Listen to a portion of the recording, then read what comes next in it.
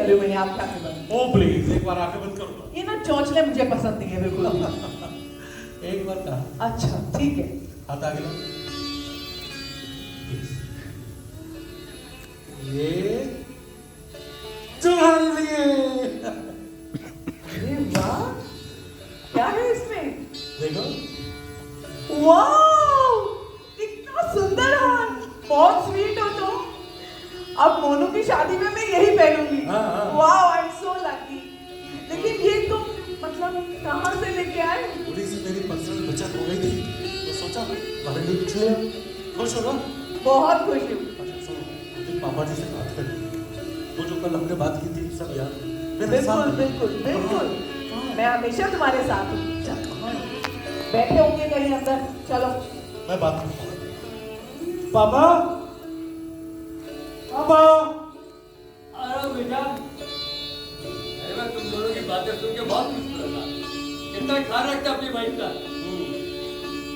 पापा मुझे आपसे जरा साफ साफ कुछ बात करनी है। बोलो बेटा, क्या हुआ? अब आपको पता है मेरी इंक्रीमेंट तो कुछ ज्यादा है नहीं, ऐसी थोड़ी भी नहीं, लेकिन खर्चे बहुत बढ़ते जा रहे हैं, इसलिए बता। बड़ा मुश्किल हो रहा है आपको हमारे साथ रखना। आपके भी खर्चे बहुत ज्यादा बढ़ रहे हैं। और पापा आप भी जानते हो मैं एक हाउसवाइफ हूँ।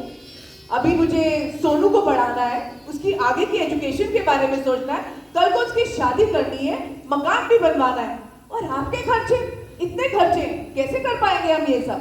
क्यों? नेहारी बेचती 10 से 15,000 रुपए। वाह, 10 से 15,000 रुपए। क्या होता है पापा 10-15,000 रुपए में? आपको पता है आपके ऊपर कितना खर्चा हो रहा है? देखो पापा, यहाँ आएगा उससे मैं बात करूँगा, वो आपको कहीं पर किराए पे कमरा दिला देगी। नेहा आएगी। आज तक जो बच्चा फॉरेन कंट्री गया है वो वापस आया है कभी?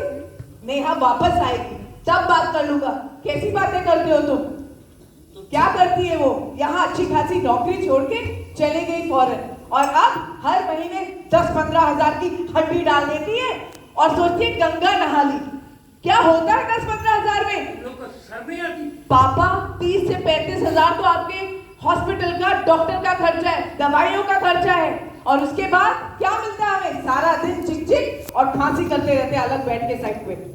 पापा उसके बारे में मरो, डूब मरो तुम टुल्लू पानी में। हैं? जब तक मैं कमाता था मेरे तक सब कुछ मांगते थे, एक एक चीज मेरी छीन ली। आज मेरे हाथ तक कांपने लगा। मैं रिटायर होगा तुम लोगों ने मुझे इतनी बेकार की चीज समझ लिया। शर्म नहीं आती? हाथ ले रहा। अरे पापा बस बहुत हो गया।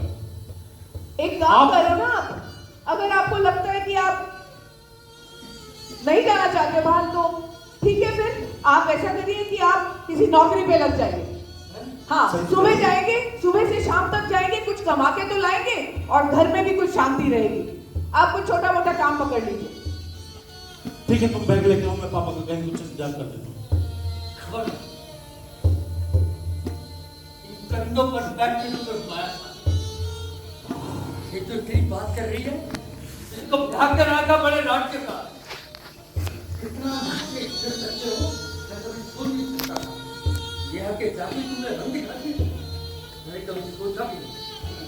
ये मेरा घर मैं बिल्कुल नहीं पाऊंगा। खबरदार पापा जी, ये दादाजी का बनाया हुआ घर है और दादाजी की प्रॉपर्टी में पोते का बराबर का हक होता है। बिल्कुल। दादा ने बनाया था, आज इस घर को रहने लायक मैंने बनाया है। जिस छत के नीचे रह रहे हो इतने आराम से तुम देख में की कमाई से हुआ।